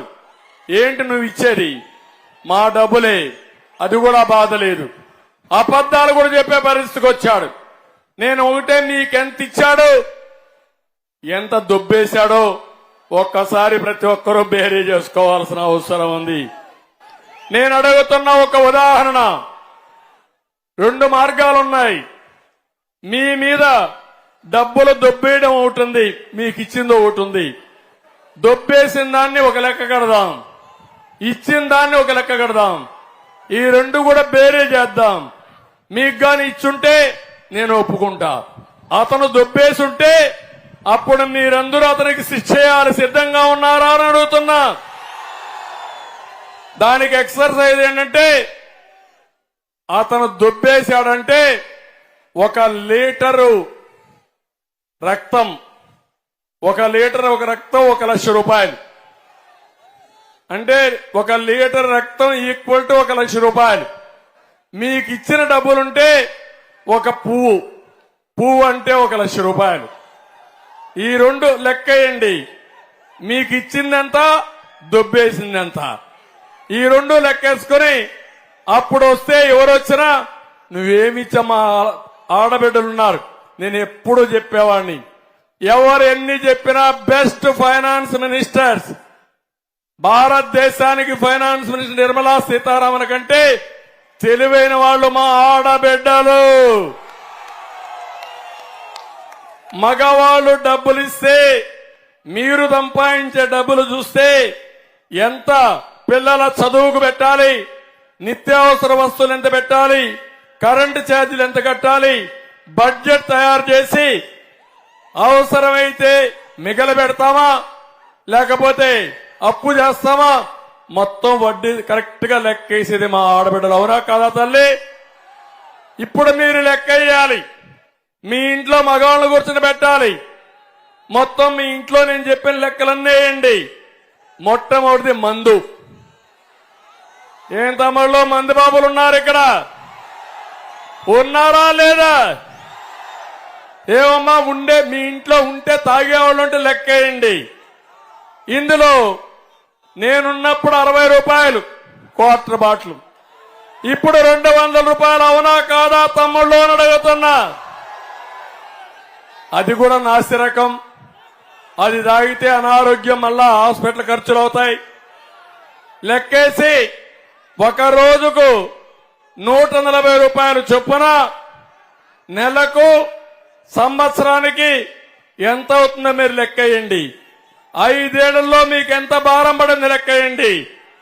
140 30 రోజులు 12 నెలలు 5 సంవత్సరాలు. నేను లెక్కేస్తే మీకు బొక్క ఇతను దొబ్బేసేది 2,50,000 రూపాయలు. అవసరమైతే మీరు కాగితం మీద పెట్టండి.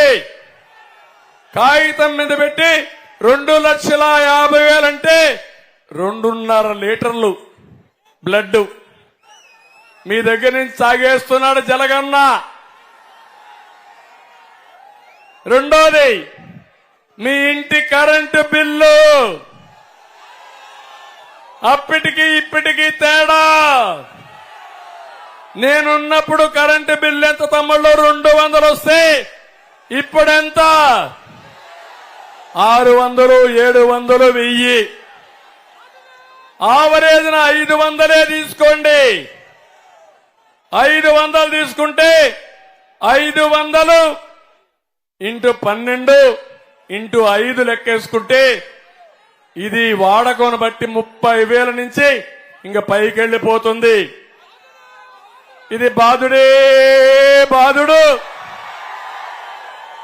50,000 వేసుకుంటే 1/2 లీటర్ మీ రక్తం తాగేసాడు జలగా.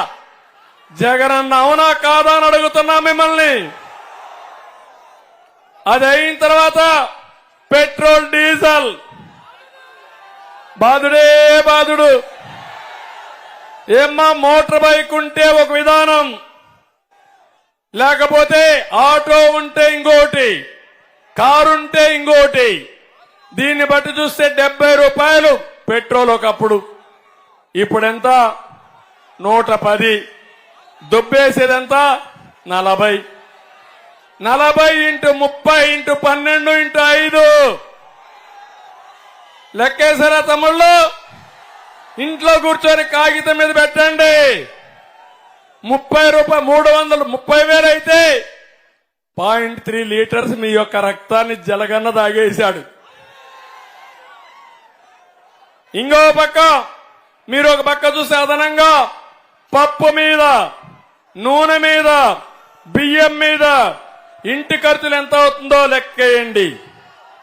ఇల్లు కడితే ఇసుక ఒకప్పుడు 1000 రూపాయలు, ఇప్పుడు ఎంత తమ్ముళ్ళు? ఇసుక ట్రాక్టర్ 5,000. అవునా కాదా? 5,000 గాని కడితే ఒక ఇల్లు అయితే ఎంత అవుతుంది? కనీసం ఒక 50,000 అవుతుంది. అవునా కాదా? ఇసుకే 50,000 అంటే 1/2 లీటర్ జలగా మీ రక్తాన్ని తాగేస్తా ఉంది. అది కూడా లెక్కేయండి. Cement, steel.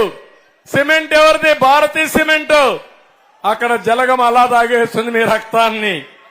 అది లెక్కేసుకుంటే ఒక ఇంటికి 1,00,000 రూపాయలు ఎక్కువైతే 1 లీటర్ నీ రక్తాన్ని జలగన్న తాగేశాడు. ఈ విధంగా మీరు చూసుకుంటే 5 లక్షలుగా అదనంగా నీ కుటుంబం ఖర్చు పెడితే 5 లీటర్ల రక్తాన్ని మీ రక్తాన్ని తాగాడు. అవునా కాదా అని అడుగుతున్నా మిమ్మల్ని. చెత్త మీద పన్నేశాడా లేదా? వృత్తి పన్నేశాడా లేదా? రిజిస్ట్రేషన్ ఛార్జెస్ పెంచాడా లేదా? అన్ని లెక్కేయండి. మీ మీద ప్రేముండి ఇవ్వడం లేదు, మిమ్మల్ని అందరినీ కూడా ఇచ్చేసి ఇచ్చే పరిస్థితికి వచ్చాడు. అదే మరిగా నేను ఇప్పుడు లీటర్ల రక్తం చెప్పాను, 1 లీటర్ సమానం 1,00,000 రూపాయల భారం. ఇప్పుడు పూలు చెప్తున్నా మీ అందరికీ. పూలు చెప్పినప్పుడు రాష్ట్రంలో 10 లక్షల రూపాయలు అప్పు చేశాడు మీ అందరి పైన.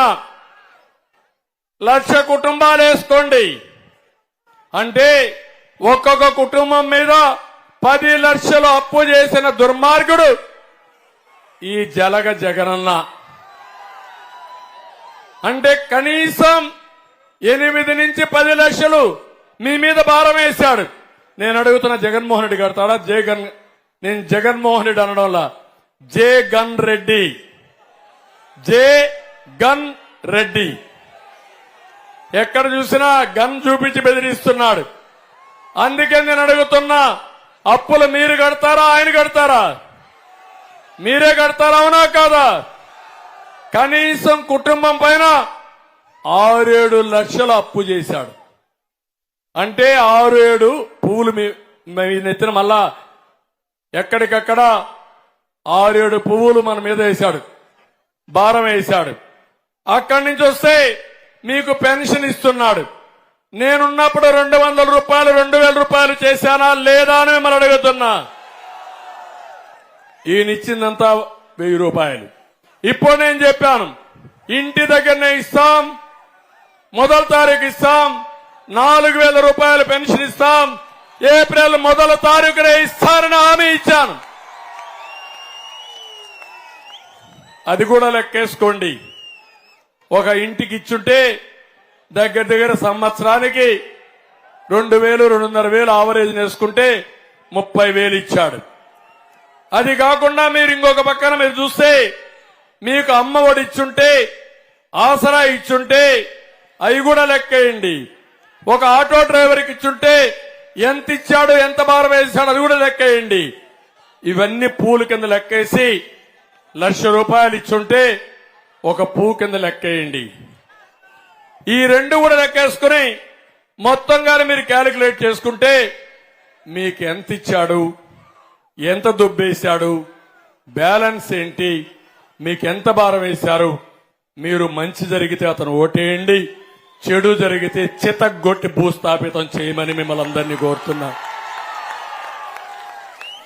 మా కార్యకర్తలను కోరుతున్నా, నేను చెప్పింది పేపర్ మీద మీకు పంపిస్తా. అన్ని లెక్కలు లీటర్లు పువ్వులతో సమానంగా లెక్కేసి ఈ కామన్ మ్యాన్ కి అర్థమయ్యేట్టుగా విడమర్చి చెప్పండి. మా ఆడబిడ్డలు తెలివైన వాళ్ళు లెక్కేస్తారు. నేను ఇప్పుడు ఇచ్చేదానికి, వాళ్ళు దోచిన దానికి, భవిష్యత్తులో వాళ్ళు ఇచ్చేది మనం ఇచ్చేది లెక్కేసి ఒక్క ఓటు కూడా వేయకుండా కూటమిని గెలిపించే బాధ్యత మా ఆడబిడ్డలకే ఇస్తున్నానని చెప్పి నేను మీకు తెలియజేస్తున్నా. ఆడబిడ్డలో మీరు సిద్ధంగా ఉన్నారా అని మిమ్మల్ని అడుగుతున్నా. సిద్ధమా అని మిమ్మల్ని అడుగుతున్నా. నేను ఒకటే చెప్తున్నా, పడగొట్టి చెడగొట్టి భయపెట్టి బాధ పెట్టి హింసించి ఆనందం పొందేవాడు ఈ జగన్ సైకో. అవునా కాదా తమ్ముళ్ళు? తనకు తెలియదు, తెలిసిన వాళ్ళు చెప్తే వినని మూర్ఖుడు. అఖండమైన మెజార్టీతో అధికారం అప్పచెప్తే అభివృద్ధిని పట్టించుకోకుండా, తన్ను తాను నిరూపించుకోకుండా సమయాన్నంతా ప్రతిపక్షాన్ని అణగదొక్కడానికి ఉపయోగించుకున్నాడు. 150 సీట్లతో మీరు గెలిపించారు. ప్రజల భవిష్యత్తుని పణంగా పెట్టి అప్పులు చేసి బటన్ నొక్కుతున్నాడు.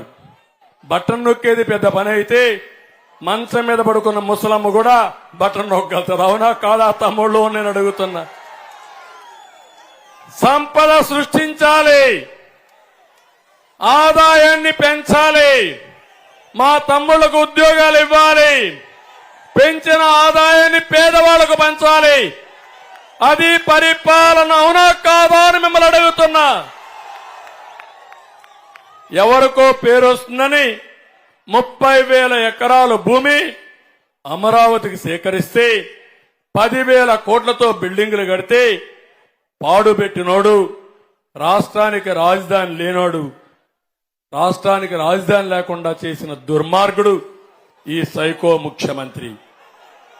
ఇంకో పక్కన నాకు పేరు వస్తుందని లక్షల టిట్కో ఇళ్లు పేదవాళ్ళకి ఇవ్వకుండా ఇబ్బంది పెట్టిన దుర్మార్గుడు ఈ వ్యక్తి. ఇంకో పక్క అందిన కాడికి అప్పులు చేసి ప్రజలను దొబ్బేసి దానిపైనే తన పేరేసుకుని దానం చేస్తున్నానని దాన చక్రవర్తి కింద ప్రొజెక్ట్ చేసుకున్న దుర్మార్గుడు. ఇవన్నీ చూస్తే అన్ని వ్యవస్థలను భ్రష్టు పట్టించాడు.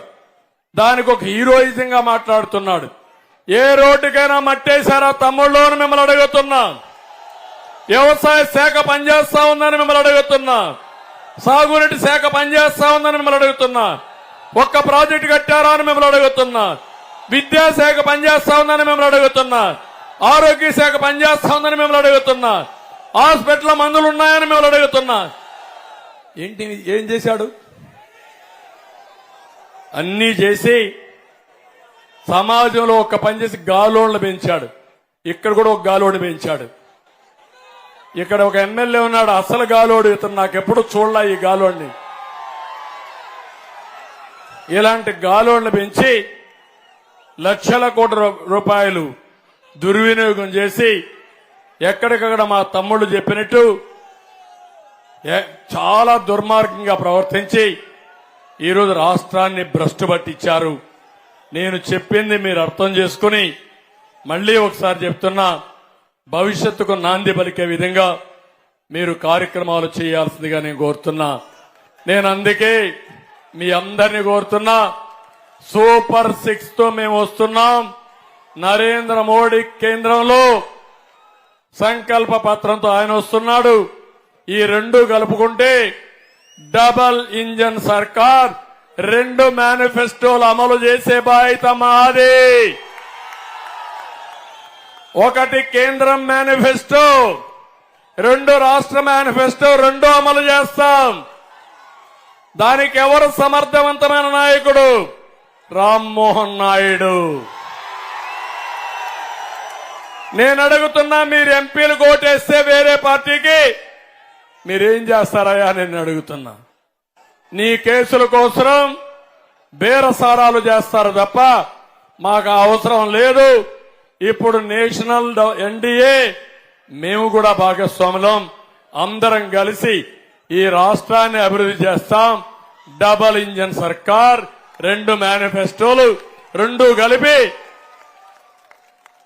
14 సంవత్సరాల్లో ఏదైతే నేను చేశానో 5 ఏళ్లలో చేసి నిరూపిస్తానని చెప్పి నేను మీకు అందరికీ తెలియజేస్తున్నా. అక్కడే మా ఆడబిడ్డలకి తల్లికి వందనం 15,000 రూపాయలు ప్రతి ఒక్క బిడ్డకి ఇస్తాం. ఎంతమంది ఉంటే అంతమందికి ఇస్తాం. నెలకు 1,500 రూపాయలు ఆడబిడ్డ నిధి ఇస్తాం. 3 గ్యాస్ సిలిండర్లు ఇస్తాం. ఉచిత ప్రయాణ సౌకర్యం ఏర్పాటు చేస్తాం. మళ్లీ హామీ ఇస్తున్నా, జగన్మోహన్ రెడ్డి మారిగా 10 రూపాయలు ఇచ్చి 100 రూపాయలు లాగేయడం కాదు. నేను చేసే పని కష్టపడి సంపద సృష్టించి ఆదాయాన్ని పెంచి ఆ ఆదాయం పేదవాళ్లకు పంచడానికి నిరంతరం పనిచేస్తాను. నేనిచ్చే 20 రూపాయలు 2,000 చేస్తా, 2 లక్షలు చేపిస్తా. మా ఆడబిడ్డల్ని లక్షాధికారులు చేసే బాధ్యత మాదని మీ అందరికీ తెలియజేస్తున్నా. కేంద్రం కూడా ఆడబిడ్డల్ని లక్షాధికారులు చేసే కార్యక్రమం తీసుకున్నారు. అది కూడా చేస్తామని చెప్పి నేను మీకు తెలియజేస్తున్నా. బీసీలకు 50 సంవత్సరాలకి ఏదైతే పెన్షన్ ఇస్తాం, అందరి బీసీలకి 1,50,000 కోట్ల రూపాయల 5 ఏళ్లలో ఖర్చు పెడతాం. సంవత్సరానికి 30,000 పెడతాం. ఆదరణ కింద 1,000 కోట్లు సంవత్సరానికి పెట్టి 5 ఏళ్లలో 5,000 కోట్లు ఖర్చు పెడతాం. ఇది కాకుండా కొత్తగా ఇప్పుడే ఇక్కడ చెప్పారు, ఒక విషయం చెప్పారు, మొత్తం భూ కబ్జాలన్నీ ఇష్ట ప్రకారం జరిగిపోయినాయని. భూ కబ్జాలు జరుగుతున్నాయా లేదా తమ్ముళ్ళు? ఇక్కడ ఇప్పుడే ఇట్లుంటే కొత్తగా ఒక యాక్ట్ తెచ్చాడు, భూ పరిరక్షణ చట్టం. అది వస్తే మీ భూమి మీ పేరుతో ఉండదు. జగన్మోహన్ రెడ్డి దగ్గర రికార్డులు ఉంటాయి. 90 రోజుల్లో నీ భూమి నీ పేరుతో ఉందో లేదో తెలుసుకోకపోతే తమ్ముడు తినదు. తెలుసుకోకపోతే ఆ భూమి ఇంక నీది కాదు. మళ్ళా కోర్టులు కూడా పోయే పని లేదు. జిల్లాకు ఒక కోర్టు ఉంటుంది. వీళ్ళందరూ చాలా భయంకరంగా కొత్త చట్టాన్ని తీసుకొచ్చారు. రైతుల భూములకి రక్షణ లేని పరిస్థితి తీసుకొచ్చారు. 10-1 ఉండదు, అడంగాలు ఉండదు, ఏ రికార్డు ఉండవు. వాడు రాసిందే లెక్క. జగన్మోహన్ రెడ్డి మీ తలరాత రాసే పరిస్థితి వస్తున్నాడు. ఇది వస్తే ఇంకా మీకు ఇంకెవరు ఈ రాష్ట్రంలో ఉండలేం. మన భూములు మన కాదు. ప్రత్యర్థుల్ని ఇంకేం చేస్తారో నాకే తెలియదు. మామూలు వాళ్ళు కూడా మనం బానిసలుగా బతికే పరిస్థితి వస్తుంది. ఇది చాలా ప్రమాదమైన యాక్టు. నేను ఒకటే చెప్తున్నా, నేను వస్తానే ఈ భూ పరిరక్షణ చట్టాన్ని అబాలిష్ చేసి మీ ఆస్తులు కాపాడే బాధ్యత మాది. ఇక్కడ జరిగిన భూ కబ్జాలన్నీ తిరగదోడతా అన్ని కూడా మళ్ళా తిరిగి ఎవరైతే భూములు కొట్టేశారో ఒరిజినల్ ఓనర్స్ కి అప్పచెప్పే బాధ్యత మేము తీసుకుంటామని మీ అందరికీ హామీ ఇస్తున్నా. ఇక్కడ ఒకసారి చూస్తే విశాఖపట్నంలో జగన్ రిషికొండను బోడిగుండు కొట్టేస్తే ఇక్కడ అప్పల్ రాజు వెమిలి కొండ, సూది కొండ, నల్ల బొడ్డూరు కొండలను తవ్వేశాడు. తవ్వేశాడా లేదా? అడవిలో ఉండే వెలుగుబంట్లు ఊర్లోకి వస్తున్నాయి ఇప్పుడు. అవునా కాదా? అవునైతే జైలుపైకి ఎత్తండి. ఇంకా ఇలాంటి దుర్మార్గుడు మీరు క్షమిస్తామంటారు? అడవుల్లో అడవి జంతువులు ఉండాలి, ఊర్లో మనుషులుండాలి. అడవుల జోలికి మనం పోతే అడవి జంతువులు ఊర్లోకి వస్తాయి. అందుకే ఇలాంటి అప్పల్ రాజు లాంటి వాడిని అడవికి పంపిస్తే శాశ్వతంగా అడవిలో ఉంటే మనకు సేఫ్టీ ఉంటుంది. తమ్ముళ్ళు, ఈ విషయం మీరు గుర్తుపెట్టుకోండి. ఇంకో పక్క 217 జీవో ద్వారా మత్స్యకారులు పట్టుకొడితే మంత్రి మాట్లాడలా. ఇంకో పక్క 2014-19లో మత్స్యకారుల సంక్షేమం కోసం 778 కోట్లు ఖర్చు పెట్టాం.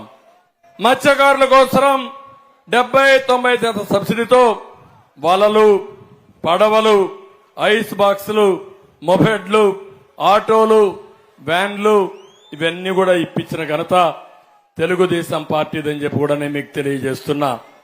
ఇది కాకుండా అనేక విధాలుగా మత్స్యకారులు ఆదుకున్నాం. మళ్లీ ఒకటే చెప్తున్నా, మత్స్యకారులకు పూర్వ వైభవం వచ్చేట్టుగా ఆ కార్యక్రమాలు చేపడతామని చెప్పి కూడా నేను మీకు తెలియజేసుకుంటున్నాను. ఇంకొక పక్కన ఈరోజు ఈ పనులు చేస్తూనే ఈ నియోజకవర్గానికి వచ్చినప్పుడు మహేంద్ర తనయ ఆఫ్ షోర్ ప్రాజెక్ట్ పూర్తి చేసే బాధ్యత మాది. 480 కోట్లు కేటాయించాం, పక్కన పెట్టారు. మళ్ళా చేస్తాం. వంశధార బాహుద అనుసంధానాన్ని పూర్తి చేసి నీటి సమస్య పరిష్కారం చేస్తాం. నా లెక్క ప్రకారం ఈ ప్రాజెక్టు పూర్తయితే కిడ్నీ సమస్య కూడా కొంతవరకు పరిష్కారం అవుతుంది నా ఆలోచన. ఈ రెండు కూడా ఇంటర్లింక్ ఉన్నాయో లేదో కూడా రీసెర్చ్ చేయాల్సిన అవసరం ఉంది.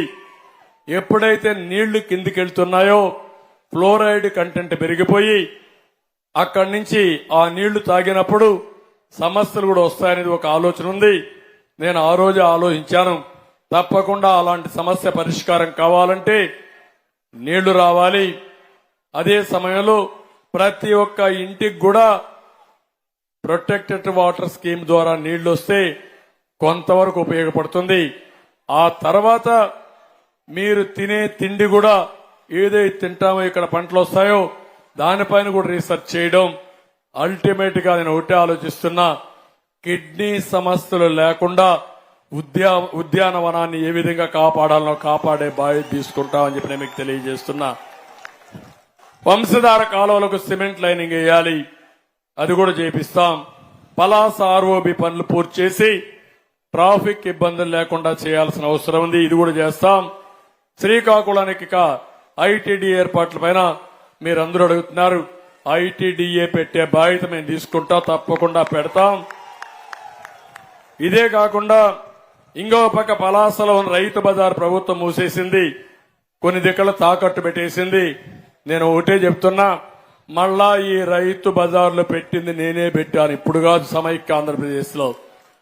రైతు బజార్ ఉద్దేశం కూడా రైతు పండించిన పంటలు నేరుగా రైతు బజారు తీసుకొచ్చి నేరుగా అమ్ముకునే సౌకర్యం ఏర్పాటు చేశాం.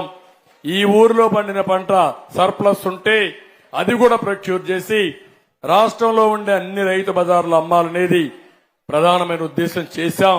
ఇప్పుడు అది కూడా మానేశారు. మళ్ళా ఏం చేయాలో చేస్తామని చెప్పి కూడా నేను మీకు తెలియజేస్తున్నా. ఏదైతే kidney research and development centre ఇది రావాల్సిన అవసరం ఉంది. డెఫినెట్ గా పెడతాం. పెట్టి దీని మీద పరిశోధన చేసి ఏదైతే కిడ్నీ సమస్యలు ఉన్నాయో దీనికి శాశ్వత పరిష్కార మార్గం కూడా చూస్తాం. Defence academy, skill development centre, ISI ఆసుపత్రి, అదే మరి కేంద్రీయ విశ్వవిద్యాలయం ఏదైతే ఇప్పుడే రామ్మోహన్ రెడ్డి చెప్పాడు అది కూడా చేస్తాం. 1950 టిట్కో ఇళ్లున్నాయి, వస్తానే చేసే బాధ్యత మాదని మీ అందరికీ తెలియజేస్తున్నా. ఇవన్నీ చేసి మళ్లీ పలాసకు పూర్వ వైభవం తీసుకొచ్చే బాధ్యత మాది. నేను ఇప్పుడు అడుగుతున్నా మిమ్మల్ని అందరినీ, శిరీషాన్ని గెలిపిస్తారా లేదా అని మిమ్మల్ని అడుగుతున్నా. ఎక్కడికక్కడ డాన్స్ చేసే డాన్స్ మాస్టర్లు మనకొద్దు, డ్రామా యాక్టర్లు మనకొద్దు. ప్రజలకు నిజాయితీగా పనిచేసే వ్యక్తులు కావాలి. తమ్ముళ్ళు నన్ను కూడా విమర్శిస్తాడు. అంటే నేను 14 సంవత్సరాల ముఖ్యమంత్రి ఉంటే ఈ రోజు రేపు ఉందని కూడా ఆలోచించకుండా అక్కడ సైకో చెప్పాడు, ఈ సైకో ఎగరతాడు. ఎగరతావు నాకు తెలుసు. నేను అనుకుంటే ఒక్క నిమిషం నీ తోక కట్ చేయడానికి. ఒళ్ళు దగ్గర పెట్టుకో, తమాషా ఆడద్దు. రాజకీయాలంటే ప్రజలకు సేవ చేయడం గాని నోరు బారేసుకోవడం కాదు. నోరు బారేసుకున్న వాడికి నోటి నిండా సీసం వేసి శాశ్వతంగా నోటికి సీల్ చేసేస్తాం, మళ్ళా నోరు తెరవకుండా. ఆ విషయాలు గుర్తుపెట్టుకోవాలి వీళ్ళు. నన్ను మా మంచితనాన్ని చూశారు కానీ మంచితనం అయిన తర్వాత నిన్న కూడా మీరు చూశారు, ఒరిజినల్ గా గొడ్డలితో బాబాయిని చంపి మన మీద పెట్టారు. ఆ తర్వాత కోడి కత్తి డ్రామా వేసి మనమే ఆ కోడి కత్తితో ఆయన పొడి చేయబోయామంట. ఇప్పుడు గులకరాయితో ఆయన హత్యా ప్రయత్నం చేశామంట. మన మీద రాళ్లేస్తారు, మంది మాత్రం ప్రాణం కాదు, ఎక్కడ పోయినా దాడి చేస్తారు. ఆయనంట తెలుగు జాతికి ప్రతిబింబం అంట. మేమంతా ప్రతిబింబాలు కాదు, తెలుగు జాతికి చీడ పొరుగు. చీడ పొరుగు ఏం చేస్తాం మనం? మందు కొడతామా లేదా? వదిలించుకుంటామా లేదా? అలాంటి చీడ పొరుగు స్ఫూర్తి మనకు గౌతమ్ లచ్చన్న గాని ఎర్రమనాయుడు గాని వీళ్ళంతా స్ఫూర్తి దాతలు. వీళ్ళంతా ప్రజాసేవకు జీవితాలు అంకితం చేసినటువంటి స్ఫూర్తినిచ్చినటువంటి దాతలు. ఇప్పుడు వీళ్ళంటి వాళ్ళు చూసి ఈ రోజు కూడా మాట్లాడుతున్నా. నేను అడిగాను, ఒక మాట అడుగుతున్నా మీ తమ్ముళ్ళు, అది డ్రామా కాదు, ఓకే, నేను కూడా ఒప్పుకున్నా. రాయో ఏదో వచ్చింది, పడ్డది, ఉండాలి కదా, ఉండాలి కదా, నా వస్తువు ఉండాలి కదా. ఇప్పుడు మీరు ఒక రాయి వేశారు, ఇక్కడ పడుతుంది, వచ్చి పడాలి కదా. ఇక్కడ పడకపోతే ఆడికైనా పోయి పడాలి కదా. వస్తానే కొట్టేసి మాయమైపోతుందా? ఏం తమ్ముళ్ళు మాయమైపోతున్నానని అడుగుతున్నా మిమ్మల్ని అందరినీ. ఒకప్పుడు ఉండేవాళ్ళు, కట్టు కట్టేవాళ్ళు, మన ఊరికి వచ్చేవాళ్ళు. జ్ఞాపకం ఉందా? పాత రోజుల్లో ఎవరికైనా పెద్దవాళ్ళు ఉంటారు, జ్ఞాపకం ఉందా? వచ్చేవాళ్ళు ఇక్కడ డ్రామా వేసి మరి అందరూ వచ్చి కూర్చున్నాక చూసావు కదా అని చూస్తూనే ఉంటాం. అయినాక ఏం చేసేవాళ్ళు, కోడి ఇది గుడ్డుంది చూసావంటాడు, కనపడకపోయినా ఒప్పుకుంటాం, చూసామంటాం, తలకాయ వస్తాం. చూసిన తర్వాత చూడు గుడ్డు ఇప్పుడంతా పిల్లని పెడుతుందంటాడు, పిల్లని పెట్టేసిందంటాడు. మళ్ళా మనం చూసా కానీ ఎవరు మాట్లాడాం. ఎగరతా ఉందంటాడు, అక్కడ పోతాం చూడమంటాడు, చూస్తాం కనపడదు, అది కనికట్టు. మ్యాజిక్. ఇప్పుడు లేటెస్ట్ స్టేజ్ లో మ్యాజిక్. ఇప్పుడు జగన్మోహన్ రెడ్డి వచ్చాడంట, కరెంట్ ఆఫ్ అయిపోయిందంట. కరెంట్ ఆఫ్ అయిపోతే దానికి కూడా నేను బాధ్యుడంట. ఎవడి ప్రభుత్వమే? నీదే నాదే ప్రభుత్వం. నీ ప్రభుత్వంలో నన్ను తిట్టావు, నా ప్రభుత్వంలో నన్నే తిట్టావు, నీ ప్రభుత్వంలో కూడా నన్ను తిడతావా నువ్వు? ఓకే, కరెంట్ ఆఫ్ అయింది. ఎందుకు తగలబడ్డావు కారు మీద, బస్సు మీద? ఏం చేస్తున్నారు పోలీసులు? తీసుకుపోవాలి లోపలికి. నువ్వు ఒక విఐపి కదా, ఒక ముఖ్యమంత్రి కదా, సెక్యూరిటీ సమస్య ఉంది కదా, లోపల తీసుకుపోవాలా లేదా? తమ్ముళ్ళు తీసుకుపోవాలా లేదా? తీసుకుపోరు. వాడు ఒక రాయి వేసాడంట, రాయి వేసిన తర్వాత రాయి తగిలింది. తగలతానే ప్లే కార్డ్స్ వచ్చాయి ముందర, మీరు చూసారా? బస్సు ముందర నా మీద రాస్తూ 5 నిమిషాల్లో ప్లే కార్డ్స్ బస్సు ముందర ఉన్న ధర్నా. డ్రామా కాకపోతే ఏంటే? డ్రామా మాస్టరు, నీ డ్రామా కథలు అయిపోయినాయి, ప్రజలకు తెలిసిపోయింది. ఇంక నో మోర్ డ్రామా. నీ డ్రామా నమ్మరు. ఆ విషయం నువ్వు గుర్తుపెట్టుకోమని హెచ్చరిస్తున్నా. ఈ డ్రామా కంపెనీలు డ్రామాలు మానేయాలి. ప్రజా సమస్యలపైన పోరాడు. నేనన్నాను ఈరోజు, నువ్వు ఎంత ఇచ్చావో ఎంత బొక్కావో లెక్క ఇవ్వమన్నాను, లెక్క తీస్తాను. దానికి సమాధానం చెప్పమంటే ఎప్పుడో 5 ఏళ్లకు ముందు చేశావు, మీ తాతయ్య మారి చేశాడు, మీ ముత్తాతయ్య మారి చేసి ఎవడికి కావాలవి? అయిపోయింది. 2019 నాకు ఓటేయలేదు. ఎందుకు వేయలేదు? ఆయన చెప్పిన మాట నమ్మారు. ముద్దులు పెట్టాడు, నెత్తిన చేయి పెట్టాడు, బుగ్గలు నిమిరాడు, ఐస్ అయిపోయారు, ఓటేశారు. తర్వాత పిడి గుద్దులు జరిగాయి. ఇప్పుడు ప్రజల్లో బాధుడే అయిపోయింది. ఇప్పుడు ప్రజల్లో కోపంలో ఉన్నారు. ఇప్పుడు మళ్ళా కొత్త నాటకాలకి, కొత్త డ్రామాలకి తెర తీశాడు. అవునా కాదా నేను అడుగుతున్నా. నేను కూడా ఖండించాను. ఎప్పుడన్నా నా మీద రాయేసి నువ్వు ఖండించావా? నువ్వేంటయ్యా నేను అడుగుతున్నా. నువ్వు పెద్ద గొప్ప నాయకుడివా? మీ నాయన కంటే ముందు నేను ముఖ్యమంత్రిని, గుర్తుపెట్టుకో. సమైక్య ఆంధ్రప్రదేశ్ లో, ఈ దేశంలో కేంద్రంలో ప్రభుత్వాలు ఏర్పాటు చేయడంలో నేను ముందుండే వ్యక్తిని. నేను తప్పు పట్టడం లేదు. వచ్చింది నీకు అవకాశం. అవకాశం వచ్చిన తర్వాత దాన్ని దుర్వినియోగం చేస్తూ పెద్ద చిన్న లెక్క లేకుండా ప్రతి ఒక్కరిని ఇష్టానుసారంగా మాట్లాడి ఒక పేటీఎం బ్యాచ్ ని పెట్టుకొని విపరీతంగా పవన్ కళ్యాణ్ వస్తే నోరు బారేస్తారు. ఈ రోజు కూడా ఒక వ్యక్తి మాట్లాడుతున్నాడు, పిఠాపురంలో ఓడిస్తారంట, మేము వీడిని పులివెందల్లో ఓడించలేం అంటే ఆంబోతుల మారిగా అరస్తారు, ఇష్టానుసారంగా మాట్లాడతారు. అంటే వీళ్ళ మాటలకు భయపడి మేము పారిపోతే ఇక్కడే ప్రజానీకం బానిసలుగా వీళ్ళకి బతకాలి. వాళ్ళు వేసే ఎంగులు మెతుకులు మీరు తిని నోరెత్తకుండా మీ జీవితాంతం బాధపడుతూ మీరు ఏం అడగకుండా డబ్బులు ఇమ్మంటే డబ్బులు ఇవ్వాలా, ఓటేయమంటే ఓటేయాలా.